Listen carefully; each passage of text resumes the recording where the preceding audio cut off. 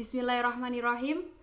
Di sini kami akan mempresentasikan tentang psychoanalytic therapy yang diambil dari buku Theory and Practice of Counseling and Psychotherapy 9th edition. Kami dari kelompok pertama yang beranggotakan 2 orang, yaitu Mahfudiah dan saya sendiri Datul Husna. Welcome to our presentation. Let's begin now. Konten yang akan kami jelaskan ada 4. Yang pertama, Biography and Introduction. Yang kedua, Key Concept. Yang ketiga, The Therapeutic Process. Dan yang keempat, Application, yang terdiri dari Therapeutic Techniques and Procedure. Oke, di sini saya akan menjelaskan tentang Biography and Introduction.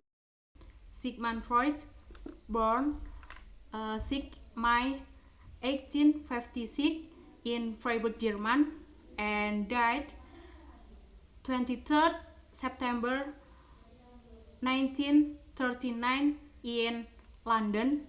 He contracted cancer of the jaw.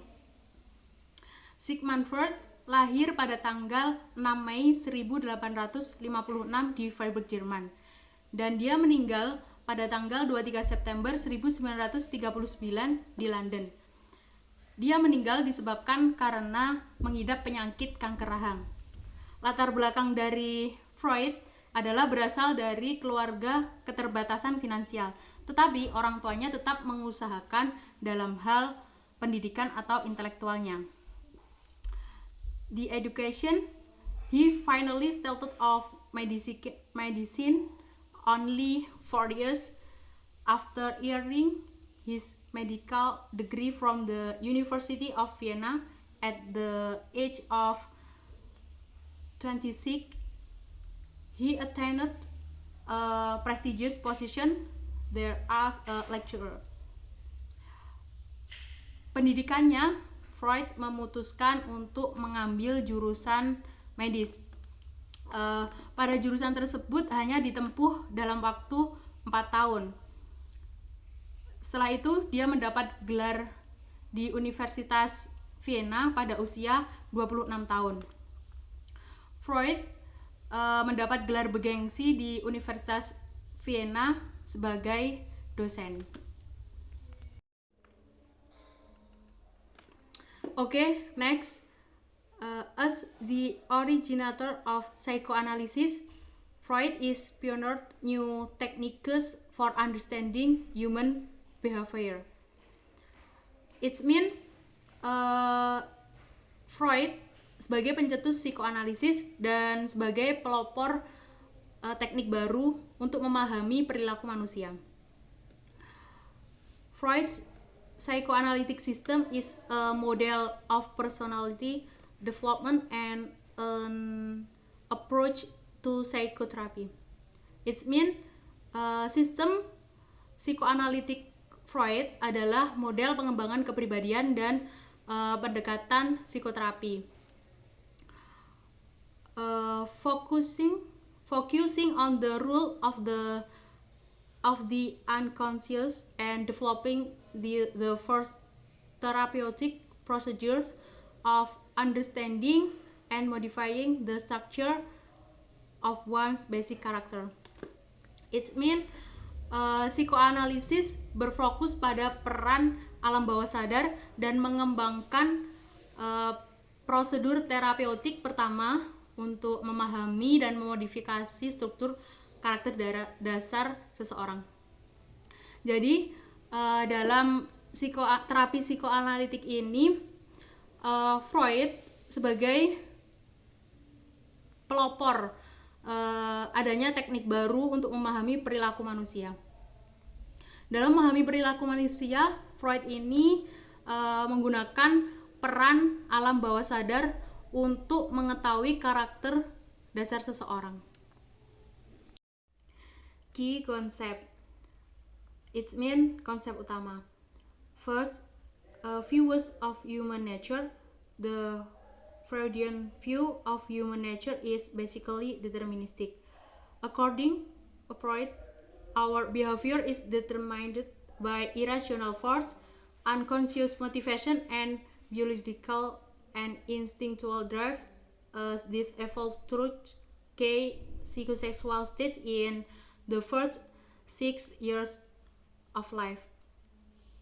It's mean menurut pandangan Freud tentang sifat dasar manusia itu bersifat deterministik. Menurut Freud juga perilaku seseorang itu ditentukan oleh kekuatan irasional, motivasi bawah sadar, dan dalam dorongan biologis serta naluriah. Karena berkembang melalui tahapan psikoseksual utama dalam 6 tahun pertama dalam kehidupannya. Jadi menurut pandangan Freud ini sifat manusia itu dasarnya bersifat deterministik. Maksud dari deterministik di sini yaitu sifat manusia sekarang dapat juga dipengaruhi karena peran 6 tahun pertama dalam kehidupan seseorang tersebut. Second, structure of personality. It means struktur kepribadian. According to the psychoanalytic view, the personality consists of 3 systems: the id, the ego, and the superego. The id is biological component. The ego is psychological component, and the last, the superego, is social component. It means menurut pandangan psikoanalitik kepribadian seseorang terdiri dari 3 sistem, yaitu id, ego, dan superego. Di sini akan saya jelaskan lebih mendetail beserta contohnya tentang id, ego, dan superego. Pertama yaitu id. Id itu melampiaskan hawa nafsunya dan harus terpenuhi sesegera mungkin tanpa memperdulikan waktu dan tempat. Jadi jika seseorang itu memiliki hawa nafsunya itu sesegera mungkin bisa terpenuhi. Sedangkan ego yaitu struktur pikiran yang sadar dengan realitas tidak untuk pemuasan sesaat. Jadi seseorang jika memiliki hawa nafsu, dia itu akan berpikir dulu secara rasional didasarkan pada logika dan akal sehat orang tersebut untuk memenuhi hawa nafsunya. Sedangkan yang terakhir yaitu superego. Superego itu struktur yang berisi kesadaran nurani, moral, atau norma dalam kehidupan yang berbentuk dari pembelajaran orang tua maupun masyarakat sekitarnya. Superego ini lebih mengutamakan moralis atau nilai-nilai kebaikan dalam memuaskan hawa nafsunya. Agar lebih mudah untuk membedakan antara id, ego, dan superego, akan saya kasih contoh dalam kehidupan sehari-hari. Seumpama contohnya itu ketika kita merasa lapar. Jika dominan pada id-nya, seseorang merasa lapar dan melihat temannya itu membawa makanan, sekilas dia berpikir ingin merebut makanannya atau meminta makanannya. Sedangkan jika dominan pada superegonya, seseorang yang merasa lapar itu ketika mau merebut makanan temannya, itu dia berpikir bahwasanya dengan perilaku merebut makanan orang lain itu adalah perbuatan yang keji atau perbuatan yang tidak baik. Sedangkan yang terakhir ego. Ego itu ketika seseorang merasa lapar, dia berusaha untuk membeli makanan untuk memuaskan rasa laparnya. Jadi ketika orang merasa lapar itu, dia berusaha untuk memenuhi rasa laparnya itu dengan cara membelinya sendiri.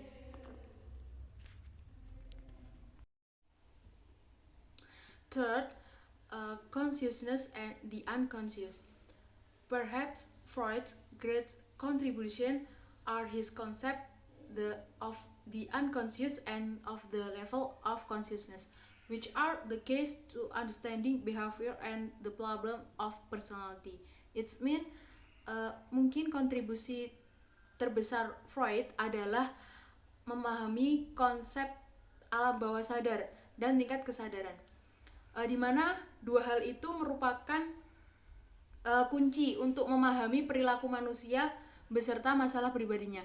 Jadi untuk memahami perilaku manusia beserta masalah pribadinya itu bisa dengan cara kita mengetahui konsep alam bawah sadarnya maupun tingkat kesadarannya. Untuk memahami material-material yang ada pada alam bawah sadar, kita bisa menggunakan yang pertama dengan cara dream analysis atau menganalisis mimpi-mimpi orang tersebut. Bisa juga yang kedua dengan cara menggunakan hipnotis. Menggunakan hipnotis ini mengetahui alam bawah sadarnya itu bergerak ke alam sadarnya. Jadi orang tersebut menceritakan masalah-masalahnya itu dengan cara jujur dan juga apa adanya, tidak ada yang ditutup-tutupi. For anxiety, it mean kegelisahan atau kecemasan. Anxiety is a feeling of that result from repressed feelings, memories, desires, and experience that emerge to the surface of awareness. There are three kinds of anxiety. First, reality. Second, neurotic. And third, moral. It means kegelisahan atau kecemasan merupakan perasaan takut yang dihasilkan dari ingatan, keinginan, dan pengalaman yang muncul ke permukaan kesadaran. Di sini ada 3 jenis tentang kecemasan. Yang pertama yaitu kecemasan realita, kedua kecemasan neurotik, dan yang terakhir adalah kecemasan moral. Di sini saya akan menjelaskan satu persatu tentang ketiga jenis kecemasan tersebut. Yang pertama yaitu kecemasan realita. Kecemasan realita merupakan ketakutan akan bahaya dari luar dan tingkat kecemasannya itu sebanding dengan tingkat ancaman nyata. Contohnya seperti seseorang mengendarai sepeda motor di jalan yang sepi dan muncul perasaan takut karena pada kondisi sekarang itu banyak marak begal. Jadi orang tersebut takut pada jalan yang sepi itu nanti dia akan dibegal. Yang kedua yaitu kecemasan neurotik. Kecemasan neurotik di sini merupakan kecemasan yang ditimbulkan dari impuls id yang menembus kendali ego menjadi tingkah laku dan menimbulkan perasaan hukuman. Maksudnya itu menyebabkan seseorang melakukan sesuatu yang akan dihukum. Langsung saja pada contohnya ya. Misalnya ada seorang siswa yang secara diam-diam dia itu makan karena dia lapar, dan pada saat itu juga guru menerangkan pelajaran di kelasnya. Jadi seorang siswa itu makannya dengan perasaan takut karena nanti takut ketahuan guru tersebut. Yang terakhir yaitu kecemasan moral. Kecemasan moral di sini itu merupakan ketakutan akan hati nuraninya. 5. Ego defense mechanism. It mean mekanisme pertahanan ego.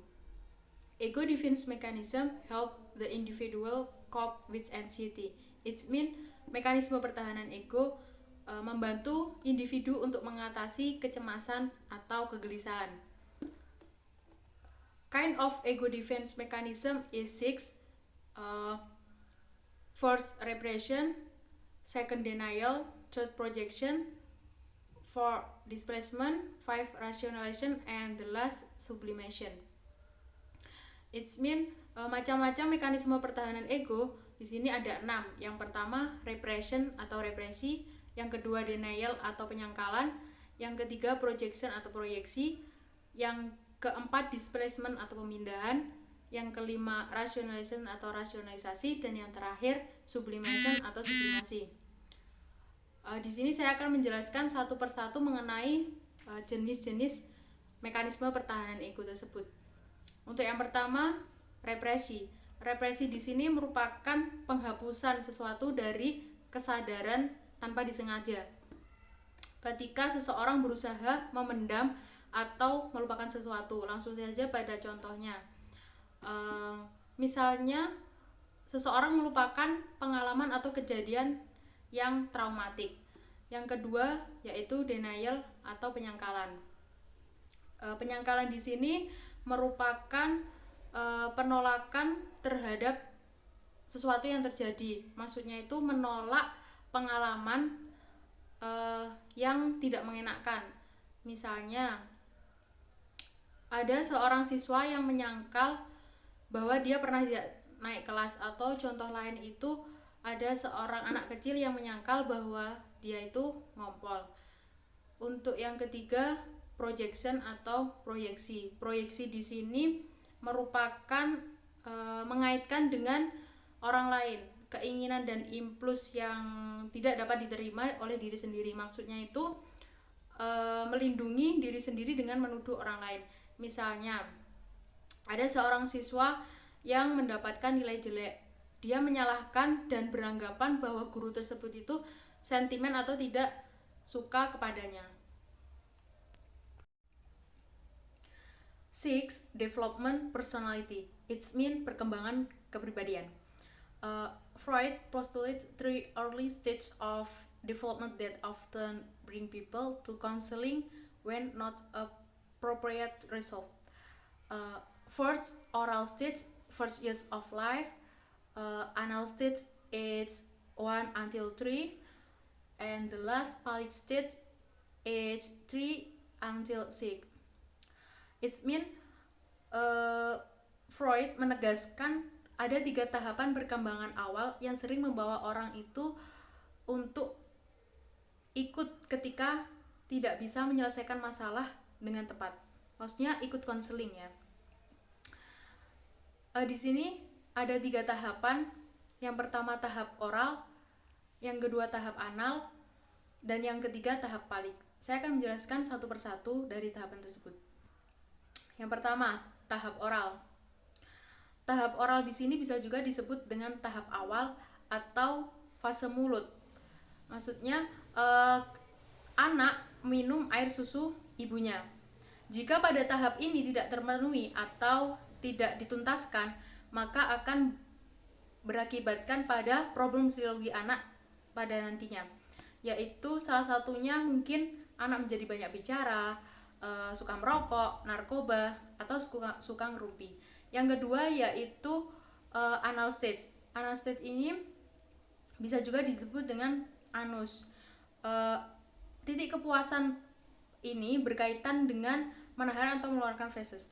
Jika pada fase ini itu bisa diterapkan pembelajaran toilet training. Terus jika tidak terpenuhi pada fase ini atau tidak dibiasakan, maka nantinya seorang anak itu akan memiliki sifat tidak mandiri, tidak bertanggung jawab, atau suka bergantung kepada orang lain, dan juga tidak percaya diri. Dan yang terakhir yaitu tahap phallic. Titik kepuasan pada tahap ini ada pada alat kelaminnya. Jika pada tahap ini tidak dituntaskan atau tidak dipenuhi, maka menyebabkan anak menjadi hiperseks.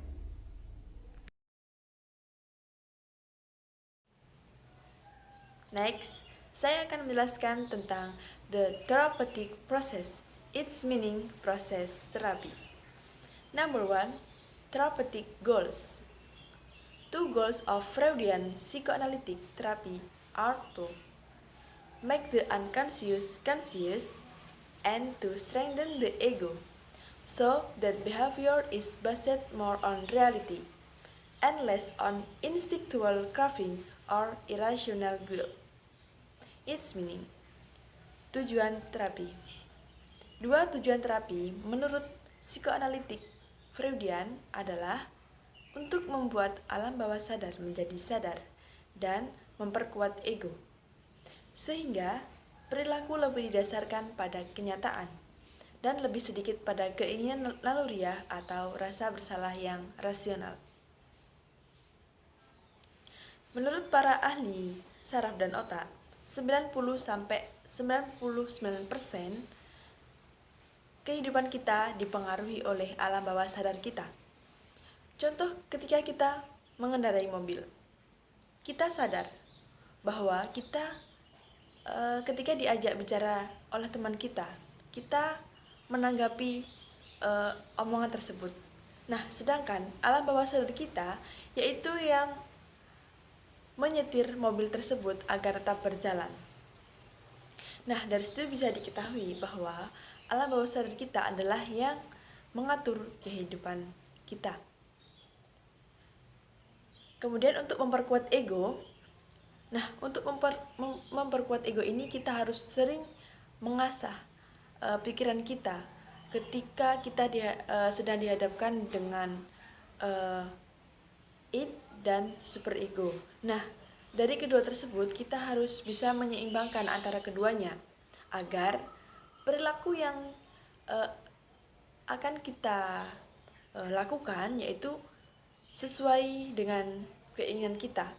Dalam artian ketika antara id dan superego itu sudah seimbang, maka perilaku yang kita lakukan adalah perilaku yang baik.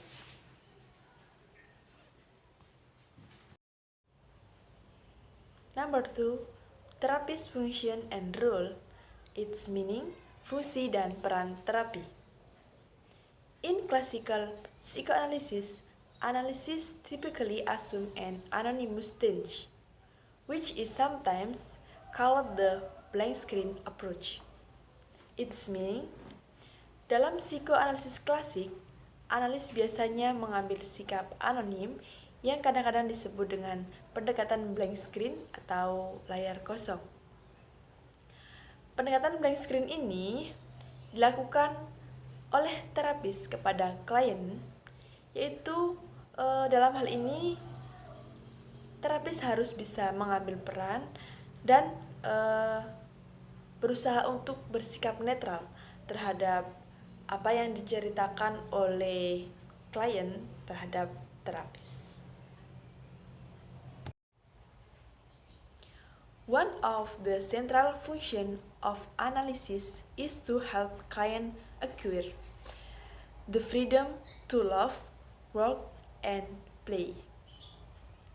Its meaning, salah satu fungsi utama analisis adalah untuk membantu klien memperoleh kebebasan untuk mencintai, bekerja, dan bermain.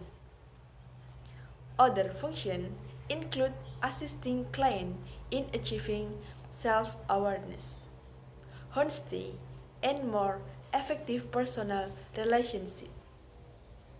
In dealing with anxiety in a realistic way, and in gaining control over impulsive and irrational behavior. Its meaning, fungsi lainnya adalah untuk membantu klien dalam mencapai kesadaran diri, kejujuran, dan hubungan pribadi yang lebih efektif, dalam menangani kecemasan dengan cara yang realistis, dan dalam mendapatkan kendali atas perilaku impulsif dan irasional. Dalam hal ini, terapis harus memberikan kesempatan kepada si klien untuk menceritakan kejadian yang telah terjadi pada dirinya. Nah, pertama-tama itu yang harus dilakukan harus membangun hubungan baik kepada si klien tersebut. Karena dengan menjalin hubungan baik antara keduanya, si klien itu bisa lebih terbuka kepada terapis untuk menceritakan hal yang telah terjadi pada dirinya. Nah, dari sinilah terapis mulai mendengarkan dan mulai menafsirkan apa yang telah diceritakan oleh klien, sehingga nantinya terapis ini bisa memberikan kesimpulan dan saran yang membangun kepada si klien tersebut.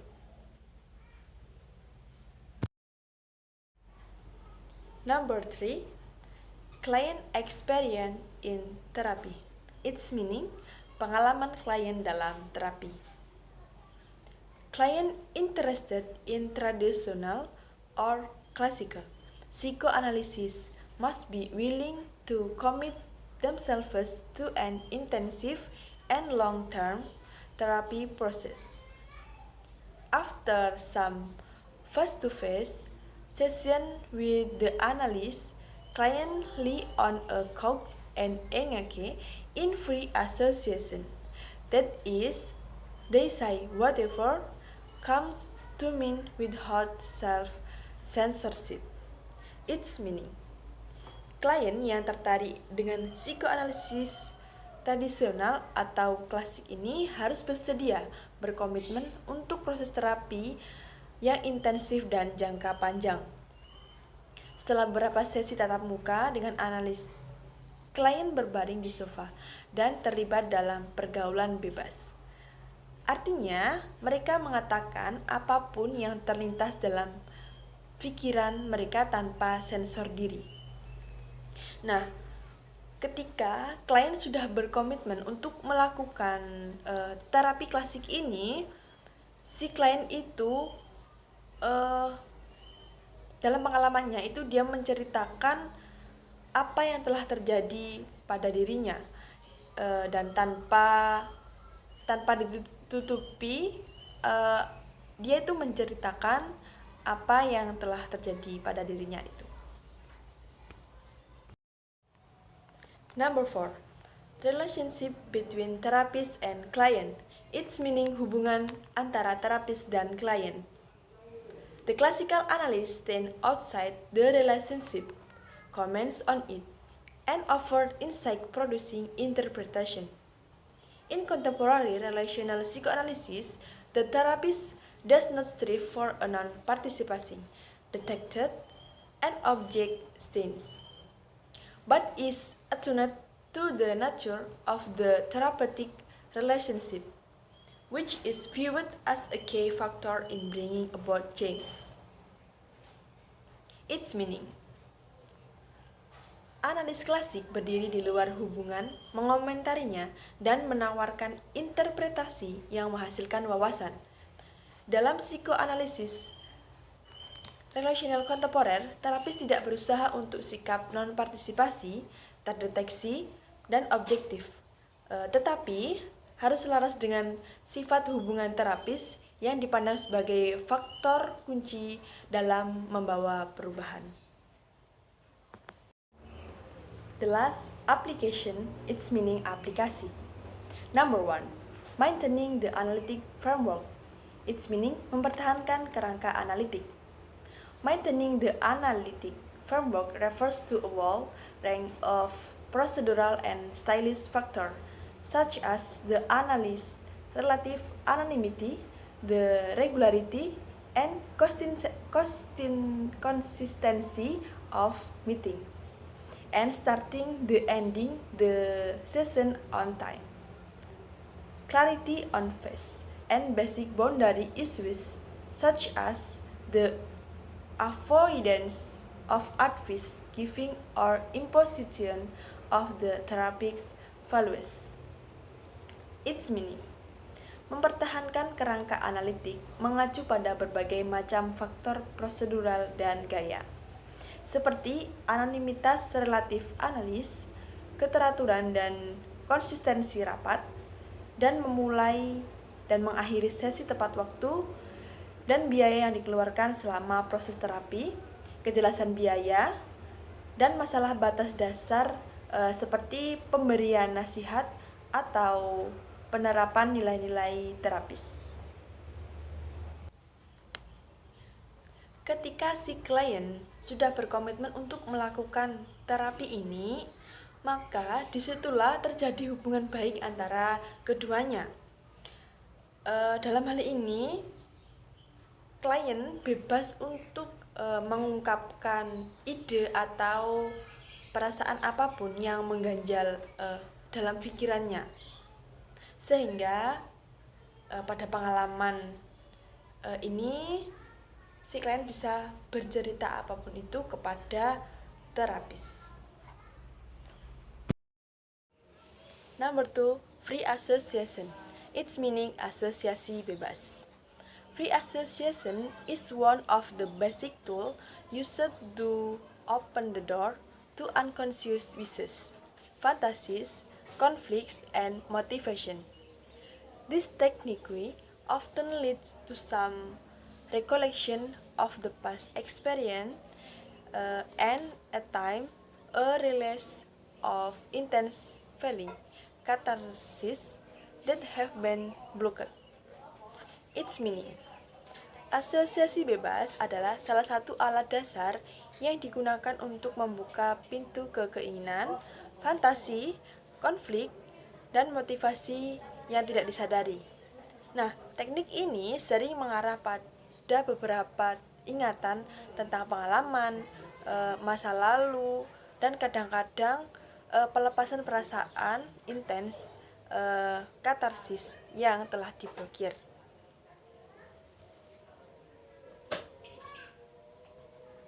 Nah, dalam hal ini, Freud menggunakan hipnotis sebagai cara untuk mendapatkan informasi mengenai alam bawah sadar si klien tersebut.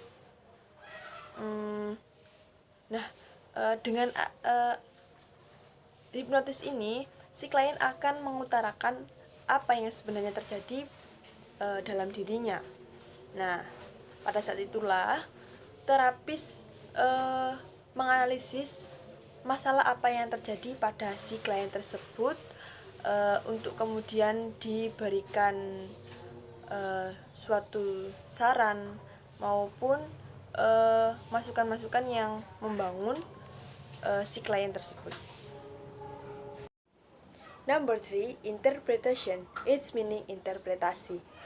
Interpretation consists of the analyst pointing out, explaining, and even teaching the client the meaning of behavior that is manifested in dreams, free association, resistance, and the therapeutic relationship itself. Its meaning. Interpretasi terdiri dari analis yang menunjukkan, menjelaskan, dan bahkan mengajari klien makna perilaku yang dimanifestasikan dalam mimpi, asosiasi bebas, resistensi, dan hubungan terapeutik itu sendiri. Contoh kasus yaitu orang yang mempunyai fobia.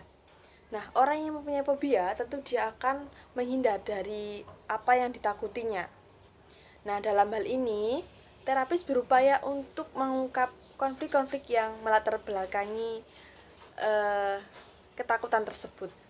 Selain itu, untuk mengajari si klien, terapis bisa melakukan cara yaitu dengan mendorong si klien tersebut untuk melakukan hal-hal yang ditakutinya, entah itu dengan mencobanya maupun melatih ketakutan tersebut dengan melakukan suatu hal yang menjadi fobia tersebut.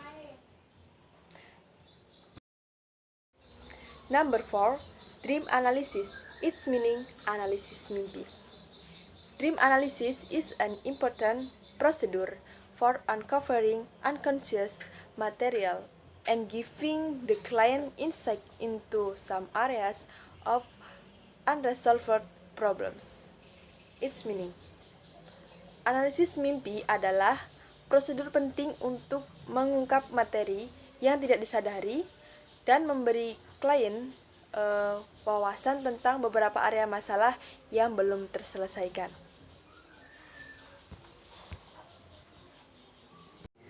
Contoh, ada anak kecil yang takut dengan hal gaib. Akan tetapi, anak tersebut itu malah suka melihat film-film horor, kemudian mendengarkan cerita tentang gaib. Nah, akhirnya dengan ketakutannya itu dia sampai terbawa mimpi yang mengakibatkan dia itu mengompol. Nah, akhirnya dari situlah bisa diketahui bahwa ketakutannya tersebut diekspresikan melalui mimpinya itu. Number 5. Analysis and interpretation of resistance. Its meaning, analysis, resistancy. Freud viewed resistance as an unconscious dynamic that people ask to defend against the intolerable anxiety and find that would arise if they were to become aware of their repressed impulses and feelings. Its meaning. Freud memandang perlawanan sebagai dinamika bawah sadar yang digunakan orang untuk bertahan dari kecemasan dan rasa sakit yang tak tertahankan, yang akan muncul jika mereka menyadari impuls dan perasaan mereka yang tertekan. Dalam teknik ini, si klien berusaha untuk tidak menampakkan apa yang telah terjadi pada dirinya, sehingga terapis akan kesulitan untuk mengetahui permasalahan apa yang terjadi pada si klien itu. Its meaning, analysis transferency. The analysis of transference is a central technique in psychoanalysis and psychoanalytically oriented therapy. For it allows clients to achieve here and now insight into the influence of the past on their present functioning. Its meaning. Analisis transferensi adalah teknik sentral dalam psikoanalisis dan terapi yang berorientasi psikoanalitik. Karena memungkinkan klien mencapai wawasan di sini dan sekarang tentang pengaruh masa lalu pada fungsi mereka saat ini. Analisis ini merupakan teknik yang utama, sebab dengan analisis ini mampu mendorong klien untuk menghidupkan kembali masa lampaunya. Selain itu, juga memungkinkan klien untuk mampu menembus konflik yang terjadi di masa lampaunya dan mempertahankannya. Sehingga hal ini mampu menghambat pertumbuhan emosionalnya. Alhamdulillahirrahmanirrahim.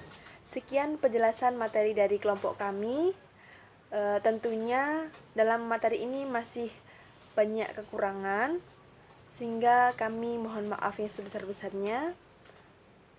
Sekian, wassalamualaikum warahmatullahi wabarakatuh.